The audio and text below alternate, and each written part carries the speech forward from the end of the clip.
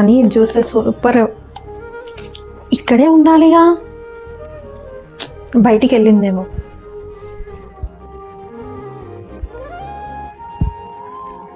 భవానీ, పాపని చూసావా? లేదా దినా, నేను పాపని చూడలేదు. లేదా, ఇక్కడే ఉండాలిగా.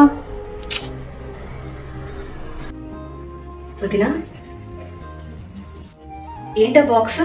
ఇదా, మీ అన్నయ్య పాప కోసం పట్టీలు కొని పంపించాడు సంక్రాంతికి. ఏంటి, నా కోసం ఏం పంపించలేదనేసి నీ మైండ్లో తిట్టుకుంటున్నావా? లేదు దినా, అలా ఏం లేదు. నార్మల్గానే అన్నయ్య నా కోసం ఏదో ఒకటి పంపిస్తారు కదా, అందుకని.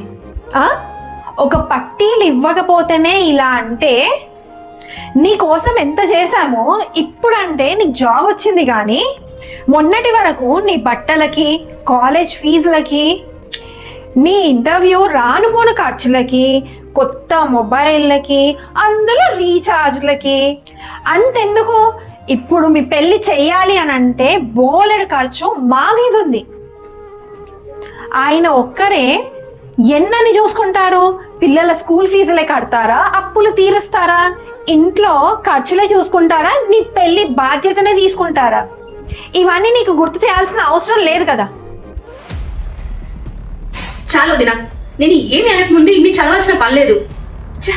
ఇంట్లో ఉంటేనే నరకలా ఉంది. ఉండకపోతే ఎల్లు, నిన్నెవ్వరూ ఆపట్లేదు ఇక్కడ. కానీ